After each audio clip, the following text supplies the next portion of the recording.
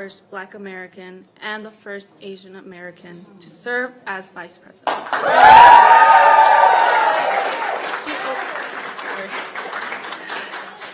She opens the door for us. She empowers us to step into the room and be ourselves, to use our voice and make decisions. And this is exactly what we'll do this November. So please please join me and give me the Minnesota Women for Biden welcome to the first, but certainly not the least, Vice President Kamala Harris.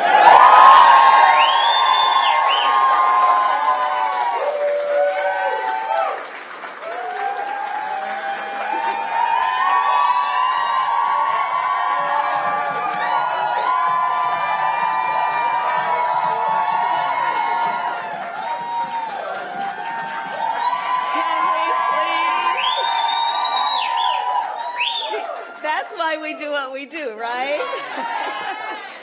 Hello, Minnesota, and happy Women's History Month. And to Janet, I want to thank you for that introduction and the inspiration. She and I were talking backstage. I mean, I love our young leaders. And our youngish leaders and, all of us. But she and I were talking. I mean, there's so much about what we are all fighting for that is truly about her and about all of our young leaders who are here. And we are in this together. It is multi-generational. It is multi-everything. And we are a community of people who understand that nobody should be made to fight alone. So it is good to be back in Minnesota. I want to thank Governor Tim Walz and the mayor who are here.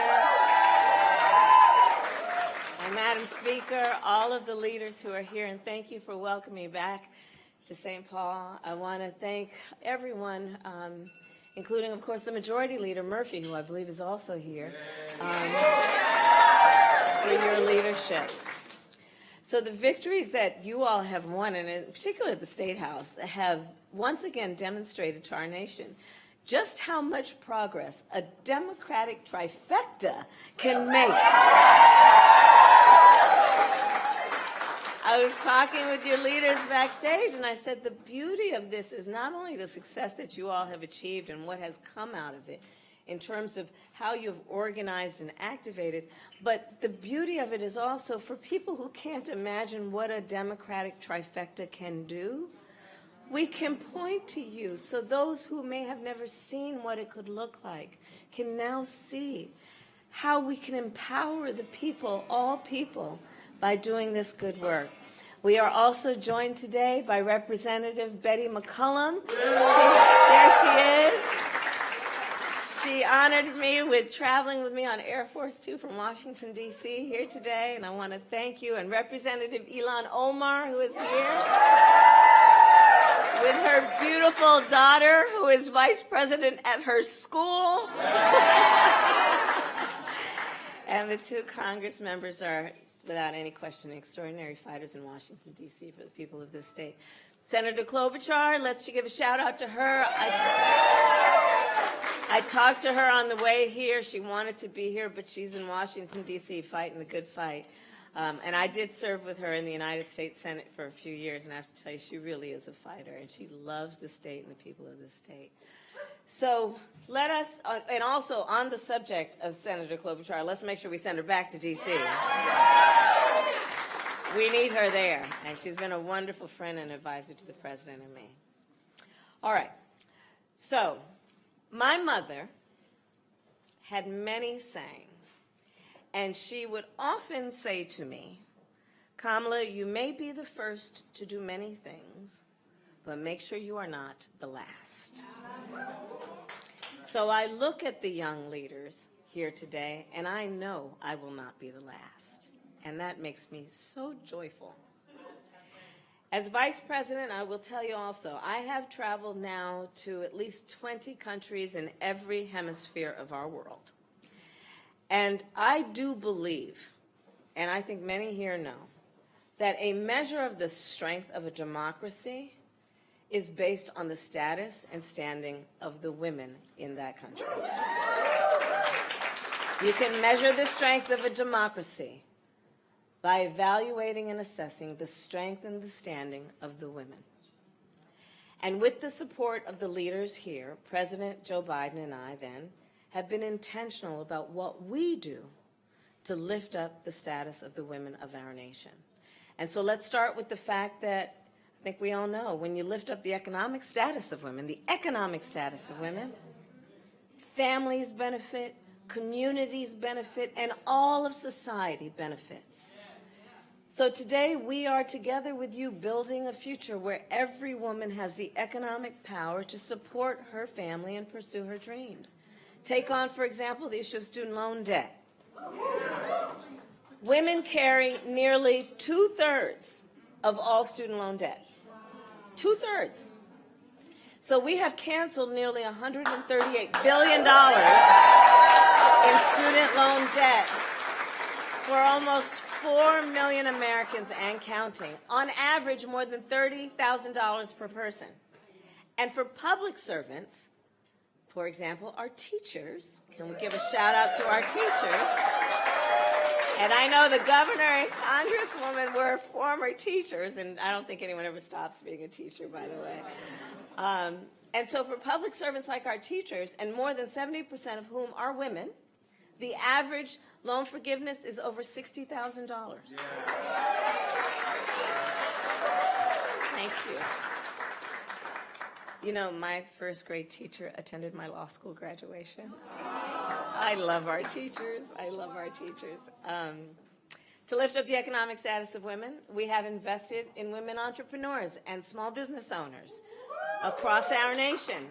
Millions of women who want to start or grow a business but do not have the funds to do so. So I've been working on this since I was in the Senate. But to invest now, as an administration, the President and I, billions of dollars to expand access to capital for women small business owners. To lift up the status of women, President Biden and I have lowered health care costs, in particular the cost of insulin for our seniors.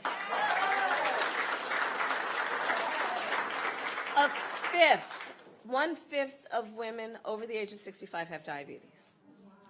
And too many have had to make the choice between filling their prescription or filling their refrigerator. Knowing also that seniors who are women are 80% more likely to live in poverty. Think about that. And we can think of the myriad of reasons why. So President and I have capped the cost of insulin for our seniors at $35 a month. And we capped the entire annual cost of prescription medication to $2,000 a year. And when we win re-election, we're going to cap the cost of prescription medication for everyone.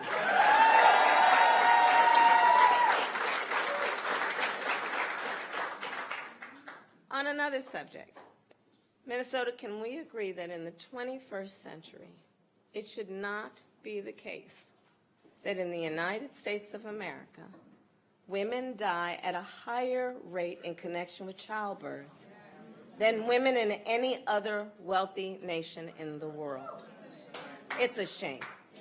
And it is a crisis, the crisis of maternal mortality. And of the many factors that contribute to this crisis, one of the most significant is that millions of women in America, in particular low-income women, do not have access to adequate postpartum care.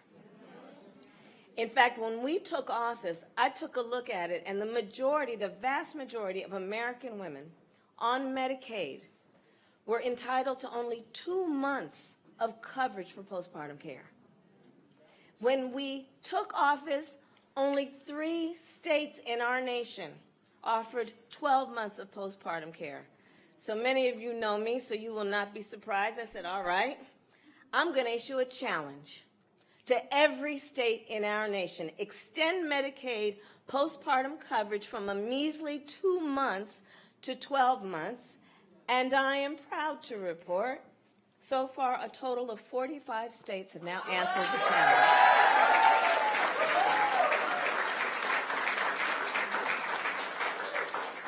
So all of this, and I could go on and on, but all of this is to say that over the past 3 years, we have made incredible progress. And we are clear-eyed.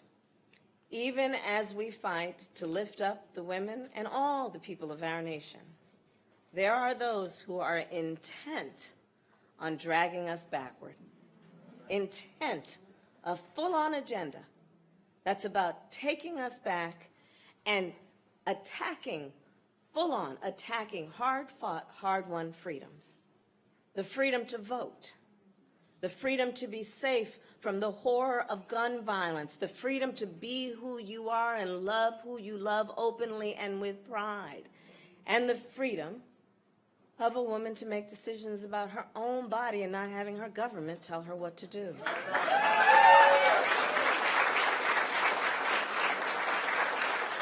So as everyone here knows, almost 2 years ago, the highest court in our land, the Court of Thurgood and RBG,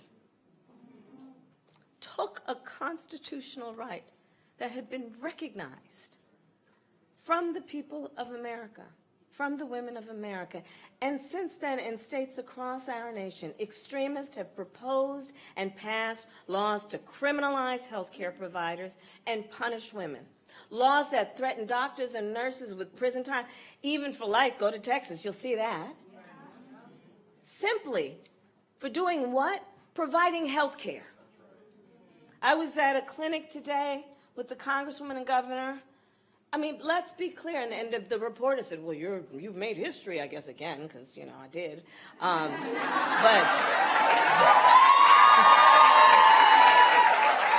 they said, you're the first president or vice president to ever visit a healthcare clinic, an abortion clinic. Why are you here? And I said, because you got to understand, when these laws, when the court took this right away, they created a healthcare crisis in America. So what has happened in so many of these states is these clinics have shut down. And so then I said to the press, and I said, get ready for the words I'm about to use. Uterus, fibroids, pap smears, breast cancer exams. That's part of what these clinics provide. Necessary, vital health care in addition to abortion care. And across the country, thankfully not here because of the strength of all of you, but across the country, they've passed laws making no exception even for rape or incest. You know, many of you know that my background as I started my career as a prosecutor, you may not know why. One of the reasons is that when I was in high school, I learned that my best friend was being molested by her stepfather. And I said to her, then, you've got to come and stay with us. I called my mother. My mother said, of course she does. And she came to stay with us. So I decided very early in my life that I wanted to do the work that was about protecting women and children from abuse and violence. The idea that they are proposing and passing laws that make no exception even for rape or incest. So they're saying to a survivor of a crime of violence to their body, a violation to their body, that they have no right to make a decision about what happens to their body next? That's immoral. Immoral. And on the subject overall, I think we all agree, let us all agree, one does not have to abandon their faith or deeply held beliefs to agree the government should not be telling her what to do with her body. We trust women. We trust women to know what is in their best interest. And today, in some states, we just saw extremists are even attacking the freedom to use IVF treatment. And understand it can happen anywhere. That's an example of it happening. I talked about this when the Dobbs decision was leaked. Let's see where this could end up. So think about it. Women and couples being denied the ability to fulfill their dream of having a child. And consider the irony. So on the one hand, they're saying, you don't have the freedom to end an unwanted pregnancy. And on the other hand, you don't have the freedom to start a family. Consider the irony. And by the way, while these extremists say they are motivated by the well-being of women and children, they are silent on the crisis of maternal mortality. The top 10 states with the highest rates of maternal mortality all have abortion bans. The hypocrisy abounds. And as we know, there is nothing hypothetical about anything we've just discussed. The crisis is real. Since Roe was overturned, I have met women who have had miscarriages in toilets. I have met a woman who went to the emergency room to receive care and was turned away repeatedly because the doctors were afraid that they could go to jail for giving her care, and it wasn't until she developed sepsis. And in this healthcare crisis, let us all recognize who is to blame. The former President Donald Trump handpicked 3 members of the United States Supreme Court with the intention that they would overturn Roe. He intended for them to take your freedoms, and he brags about it. He said that for years, and then I'm going to quote, they were trying to get rid of Roe v. Wade. They're trying to have Roe v. Wade terminated, he said. And then he said, quote, I did it, and I'm proud to have done it. Proud. Proud that women across our nation are suffering. Proud that doctors and nurses could be thrown in prison for administering care. Proud that young people today have fewer rights than their mothers and grandmothers. How dare he? The former president is the architect of a healthcare crisis. And the extremists, well, they're not done. In the United States Congress, extremists tried to pass a national abortion ban to outlaw abortion in every single state. But they need to know is that if Congress passes a national abortion ban, President Joe Biden will veto it. He will veto it. And when we together win majorities in the United States Congress, and Congress passes a bill that reinstates the protections of Roe v. Wade, Joe Biden will sign it into law.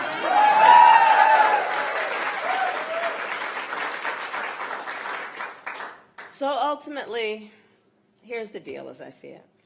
In this election, we each face a fundamental question.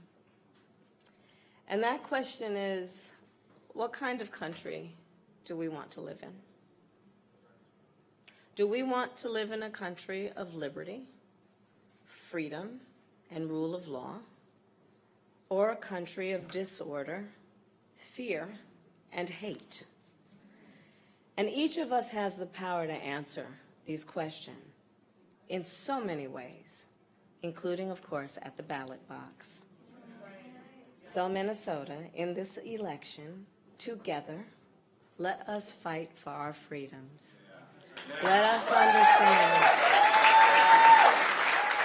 Let us fight for individuality, for self-determination, for the dignity of all people. Let us fight for our democracy, and born out of our love of country, let us fight for the promise of America. And when we fight, well, we win. God bless you, and God bless America.